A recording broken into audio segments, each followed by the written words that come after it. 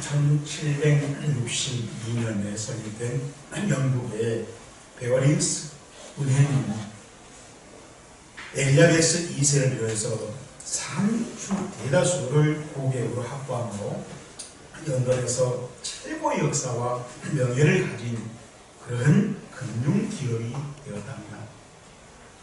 베어링스 은행이 최고 전성기 때 누렸던 그 자산 규모가 그 당시 영국에 있었던 여러 은행들의 전체와 맞먹을 정도였답니다. 그 큰 은행이 1995년 2월 26일 모든 거래를 중단하고 파산 절차에 들어가더니 끝내 1파운드란 상징적인 가격에 네덜란드 ING 그룹에 매각되었답니다. 그 이유는 닉 니스라는 직원 한 사람 때문이었습니다.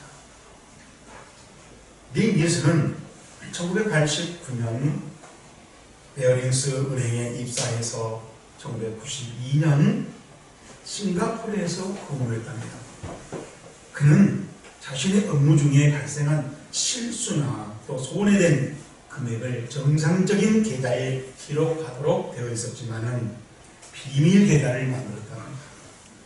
그 비밀 계좌는 자신과 부하 직원에만 알게 하였습니다. 그런 사실을 은행 경영진은 몰랐습니다.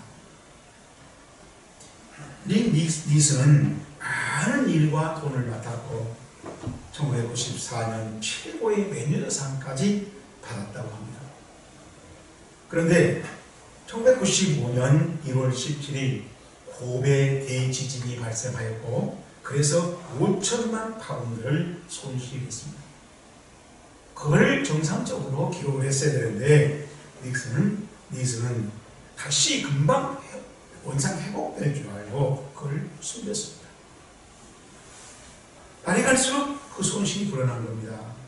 그래서 약 8억 2,700만 파운드, 우리나라 돈으로 1.5조 돈에 해당하는 돈이었습니다. 잘못을 실토하기에는 너무나 커져버렸습니다. 당시 베어링스 은행의 전체의 자본금의 2배가 넘는 큰 금액이 됩니다. 끝내 세계 최고의 은행이었던 베어링스 은행은 역사 속으로 사라졌습니다. 당시 이 닉슨의 나이 만 28세. 이 젊은 나이에 200년 역사의 최고 은행을 침몰시킨 것입니다. 한때 월급 5만 파운드에 13만 파운드의 보너스를 받았던 그런 실력파였습니다. 바늘도둑이 소독된다는 속담이 있지요. 사소한 일이지만 롯데 흠을 방치하면 버릇되고 나중에는 상상도 못할 죄악을 저지른다는 교훈을 가지고 있는 우리나라 속담입니다. 베어링스 은행이 침몰한 것은 닉슨의 사소한 흠을 방치했기 때문이었습니다. 하나님의 자녀생활도 마찬가지라는 것입니다. 아주 작은 성격 하나가 하나님과의 관계를 빗거리게 하고 그래서 그 사람이 결국 우리 성도들의 관계를 불편하게 만들고 교회에 상처를 남기고 그 교회를 치어 목회하고 있는 목사는 마음이 아파서 하나님 앞에 무릎을 꿇고 기도하지만은 그 슬픔이라는 것이 잘 고쳐지지 않습니다. 그래서 해로워지는 것이죠.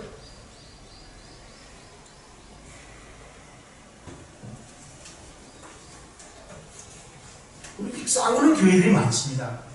저도 어쩌다가 총회 재판국에 있었지만 얼마나 많은 교회들이 싸워서 재판하는지 재판을 다 해낼 수가 없어요. 거의 한 3분의 1 정도 재판하고 다음 얘기로 넘어갑니다.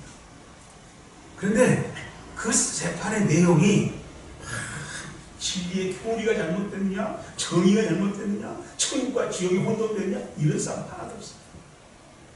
다 바꾸었어. 더 돈을 내 쪽으로 많이 못하자는 싸움입니다. 오늘 설교 본문도 어떤 사람이 예수님과 나눈 대화를 통하여 인간의 탐심이 사람을 얼마나 비참한 결말로 몰고 가는지를 잘 보여주고 있습니다. 예수님과 대화를 나눈 사람은 나가고 22절에 보면 부자였다 그랬어요. 마태복음에는 청년이었다 그랬습니다. 누가복음에는 관원이었다 그랬어요. 이 부자 청년 관원이 예수님께 질문했습니다. 내가 무엇을 해야 영생을 얻겠습니까? 그런데 이 부자 관원이 예수님과 대화를 하다가 재물이 너무 많아서 그 재물 때문에 고민하고 슬퍼하고 저걸 눈빛을 하고 예수님과 헤어졌고 다시 예수님께 돌아오지 않았다는 것입니다. 그 부자 관원은 마음을 재물에 빼앗겨서 예수님의 말씀을 따를 수가 없었기 때문이었습니다. 가룟 유다도 예수님을 은삼시에 팔아넘겼습니다. 삽비라 부부는 역시 탐심 때문에 성령을 속이다가 행사당했습니다. 그러나 예수님께 향유를 부어바쳤던 그 여인은 소금이 적파되는 곳마다 그때마다 그 여인의 거룩한 아름다운 믿음을 기억하게 하라 라고 예수님께서 말씀하십니다. 그래서 지금 우리도 지금 그 여인의 아름다운 믿음을 지금 다시 한번 내가 생각하고 있잖아요. 그래서 바울은 이렇게 가르쳤습니다. 하나님의 뜻대로 하는 근심은 회개할 것이 없는 구원에 이르게 하는 회개를 이루는 것이요 세상 근심은 사망을 이루는 거야.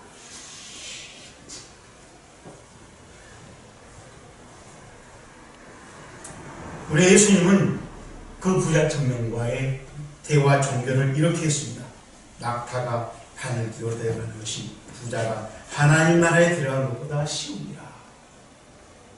이 말씀은 아무리 나라가 번성하고 사회가 번성하고 교회가 번성할지라도 그 번성의 삶의 내용이 믿음, 소망, 사랑이 정의롭게 이루어지지 않는다면 그것은 문제라는 거예요. 헛것이라는 것입니다. 참으로 안타까운 그리고 무서운 일이죠.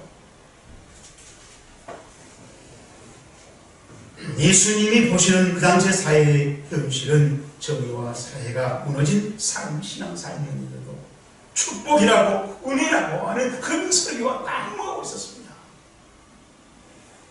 그런 설교를 듣고 신앙사람들이 뭔가 열심히 하지만은 마음이 흔들리고 자신이 없는 이 관원이 예수님을 찾아와서 과연 내가 천국에 갈 수 있는지 하고 상담을 했던 거예요. 그렇다면 우리 사회의 현실을 돌아보면 어찌 이 마음이 답답해집니까? 기회는 평등하게, 과정은 공정하게, 결과는 정의로울 것입니다. 존중의 사회를 만들겠습니다. 라고 통치 의지를 천명했었습니다. 그 정부가 촛불에 온 시민들의 영혼을 담고 출범했습니다. 그런데 지금은 그 아름다운 뜻을 꺾어가더니 이제는 온 국민을 불안에 분노에 빠뜨리고 있는 시국입니다. 무엇이 부족해서 이렇게 됐을까요? 정의감이 시절하고 있답니다. 여러분, 정의는 말로 되는 것이 아니고 공으로 되는 것이 아니라 내 마음속에 정의의식이 살아있고 생각 속에 살아있을 때 이루어지는 거예요. 일찍이 김구 선생님이 외쳤던 나라, 즉 경쟁이나 군사력의 우위를 자랑하지 말고 인의와 사랑을 고양하는 문화의 힘으로 세계 평화를 이루자는 그 소원이 간절해집니다. 내가 할 수 없는 게 아니라 선조가 그런 자리 갔지만 왜 지금까지 못하고 있을까요? 7.18을 우리의 공문으로 관으로 쓰고 이 나라에 그것이 고쳐지지 않기 때문에 그 정의가 아직도 약하기 때문에 우리는 지금도 우리가 해야 할 것은 아름다운 행보라는 걸 알면서도 잘못 이루고 있는 그 진국을 변하지 못하고 있는 거 아닐까요?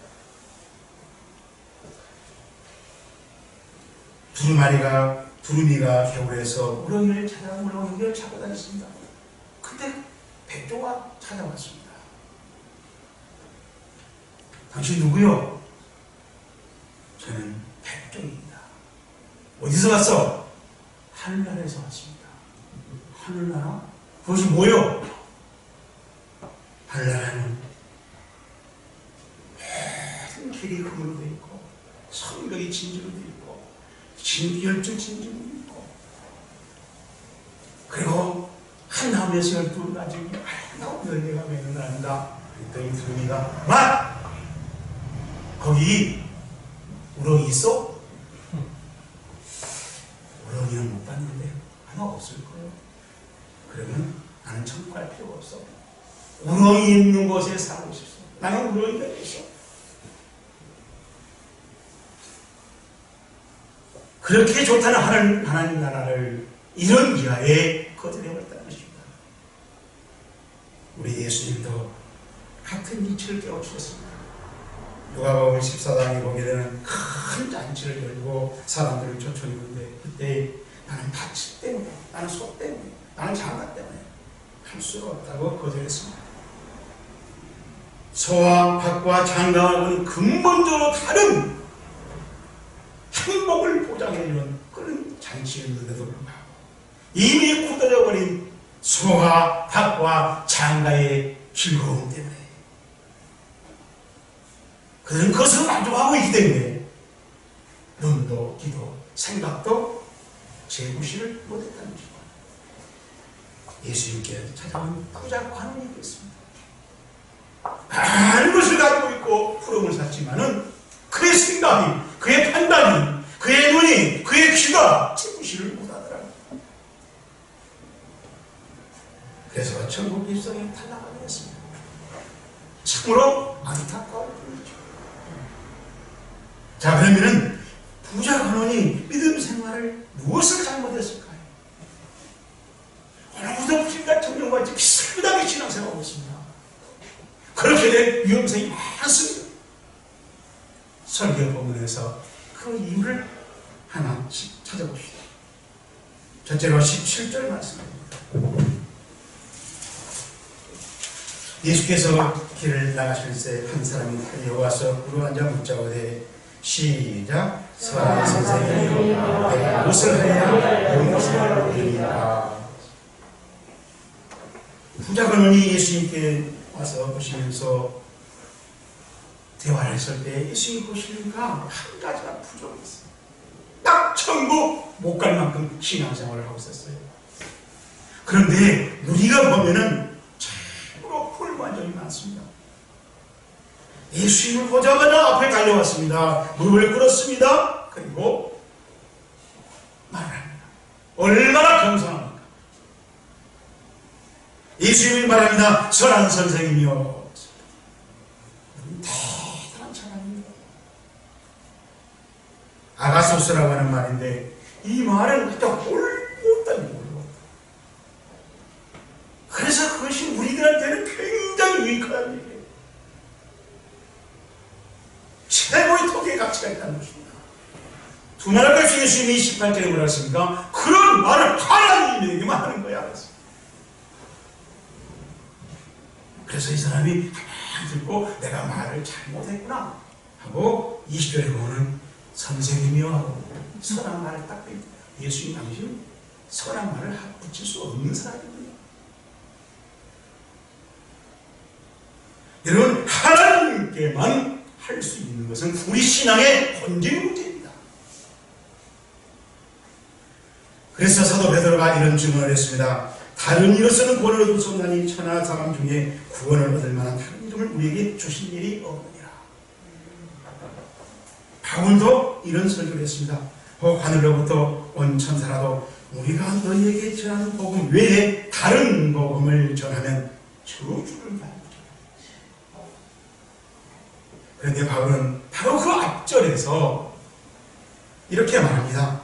그리스도의 은혜로 너희를 부르신 일을 이같이 속히 떠나 다른 복음을 따라가는 것을 내가 이상하게 여기노라. 다른 복음은 없나니 다만 어떤 사람이 너희를 교란하게 하여 그리스도 복음을 변하게 하려 하니라. 이 말씀을 읽고 가만히 있으면 바울이 얼마나 가슴 아파하면서 당시하고 있는 그런 신음소리 같은 겁니다. 여러분, 이상하다는 말은 그냥 싸움하자라는 말인데 모르는 겁니다. 도저히 받아들일 수 없어요. 우리 같으면 심지어 가슴이 벌벌 떨린다는 거죠. 왜 그랬는가 하면은 그 사람들이 신앙을 바꾼 것을, 태도를 바꾼 것을, 그것이 왜냐하면 사람들에서 교란이다, 교란. 이 교란이라는 말이 타라손테스라고 하는데, 이게 타라소라는 말을 현재 분사형으로 늘 말했죠? 신이 나오는 겁니다.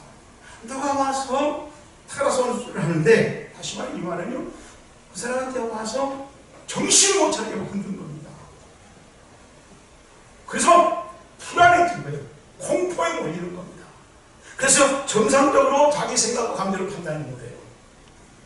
그래가지고 엉뚱한 결정을 해버린 거예요. 어떻게 그렇게 불안하게 제대로 생각도 못하게 하는 그런 것에 속아 넘어갔냐?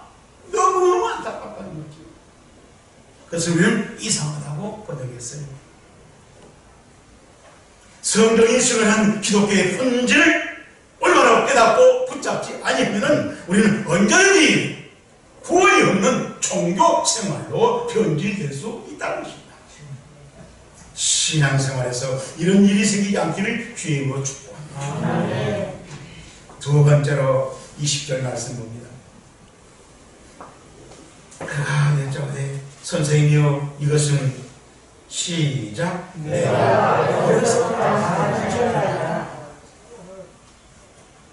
내가 무엇을 하여 영생을 얻으리까? 라고 물은 걸 보면은 내세를 굉장히 중시하고 비중을 두고 살아가는 사람입니다.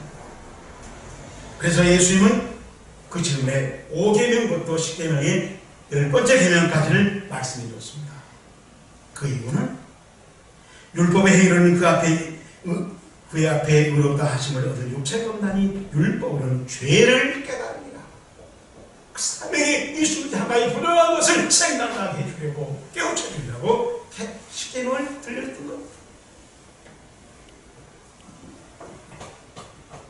그때 그가 하는 말이 내가 어려서부터 다 지켰나이다. 오랜 동안 딴걸 심판했습니다. 그러나 내게 오히려 한 가지 필요한 것이 가서 내게 있는 걸 다 팔아 가난한 자에게 주었다. 그 10계명 남기를 통해서 이걸 깨달았어야 되는데 깨닫지 못해서 예수님이 직접 해답을 가르쳐줬습니다. 그런데 그 부자 간원이 한 가지 부족한 게 바로 영생을 결정해버렸다. 그렇게 열심히 오랜 동안 10계명을 지키고 살았던 것이 무효가 됐다. 우리는 이 사실을 명심해야 됩니다. 내가 신앙생활 열심히 하고 헌금을 하고 찬송하고 봉사한 것만 기도하지 말고 하나님의 그 봉사를 어떻게 보는지, 그 예배를 어떻게 보는지, 그 기도를 어떻게 보는지, 내 헌금을 어떻게 보는지, 하나님이 어떻게 보는지를 우리는 그걸 알아야 합니다. 제가 목사입니다. 목사 칭찬 너무 믿지 마세요. 제가 이런 설교를 우리 한국의 현실이 괴롭습니다. 정말로 하나님이 여러분을 옳다고 할 때, 동그라미 칠 때 그 시점이 있다는 거예요.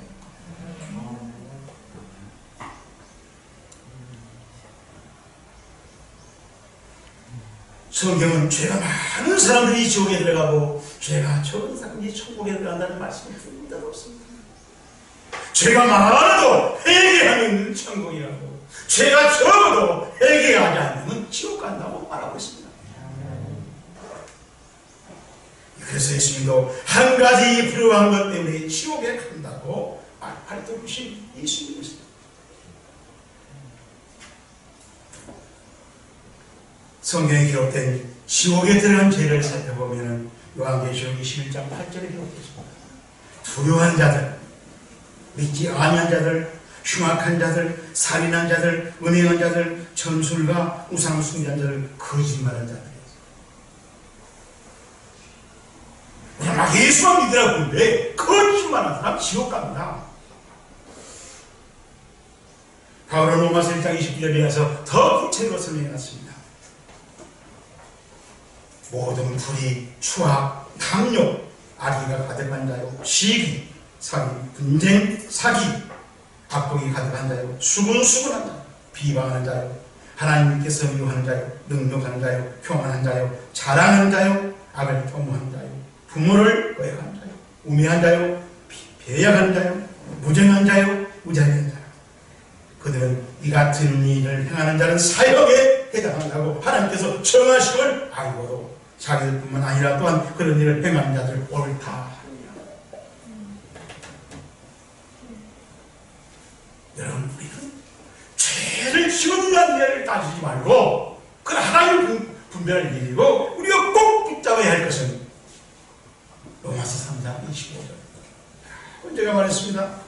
이 예수를 하나님의 그의 피로서 믿음으로 말미암아 화목제물로 세우셨습니다. 이는 하나님께서 그의 참으신 중에 전에 지은 죄를 간과하시므로 자기의 오르심을 나타내려 하시고 곧 이때에 자기의 오르심을 나타내서 자기의 오르심을 또한 예수 믿는 자를 의롭다 하려 하십니다. 하나님 어떤 죄가 있더라도 그 죄를 씌우는데 그 죄가 하나님 그렇게 분노를 일으키고 있었지만 그 죄를 치고 하나님이 치워놓고 너는 울었다 하는 것인데 화목제를 믿을 때 간구한다는 말이 파리스이스 죄를 옆으로 밀어낸다는 거예요. 우리의 어떤 죄를 져도 하나님이 밀어내는 방법이 있는데 화목제를 믿으라는 것입니다. 하나님과 하나 되게 하는 여러분 설명했죠? 필라스테입니다. 하나님과 하나 되게 하는 그 제사를 그 사건을 믿으라는 것입니다. 이 믿음이 제대로 된 사람은 예수님을 따르고 예수님 일에 동참하고 예수님의 생각으로 살아가려고 하는 것입니다. 해당하기를 축복합니다. 마지막으로 22절 말씀 봅니다. 그 사람은 재물이 많은 거로 이 말씀을 인하여 시작 슬픈 인생을 보내고 근심하려 하리라.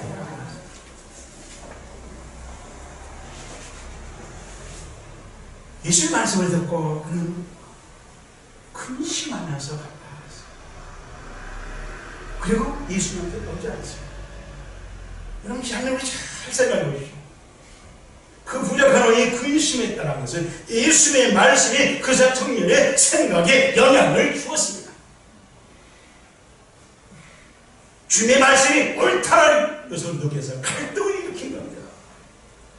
그래서 단번에 그 자리에서 결단할 수는 없었지만은 그러나 마음이 흔들린 것은 사실이에요. 어릴 때부터 쌓은 그 경건을 다 버리고 다시 쌓으라는 새 경건을 발견했습니다. 그래서 그는 후회하기 시작했습니다.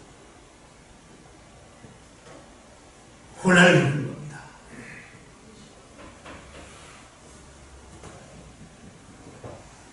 그는 많은 재물을 가지고 있었지만 그 재물을 이웃과 나눌 수 있는, 통용할 수 있는 신앙은 아니었던 것입니다. 그래서 신앙만이 중요한 겁니다. 성경을 많이 읽고 쓰는 것이 중요한 게 아니라 우리의 신앙의 지표로 이은 가르침으로 우리의 신앙의 중심을 차지하고 있는 기준이 되고 있는 판단의 근거가 되고 있는 선택을 하게 하는 그 저울이 있어야 된다는 것입니다. 아무리 어릴 적부터 다 지켰다고 큰 소리를 친들 부정한 순종이었던 것입니다. 결국 예수님이 보실 때는 바울이 지적한 한 가지 필요한 것은 데살로니가서 1장 3절에서 말한 사랑의 수고가 없는 지킴이었어요. 예수님께서 하늘에서 보화가 내게 있을 것이라고 깨우쳐 주셨습니다. 그러나 그는 세상에 있는 것을, 쥐고 있는 것을 놓을 수가 없었어요. 그의 탐심입니다. 여러분, 하나님께서 아무리 값진 보화를 우리에게 주려고 해도 내가 쥐고 있는 손은 그 보화를 받을 수가 없습니다. 보화를 받을 손이 없잖아요. 그걸 놔야, 펴야 하나님 보화를 받을 수 있다. 예수의 손입니다.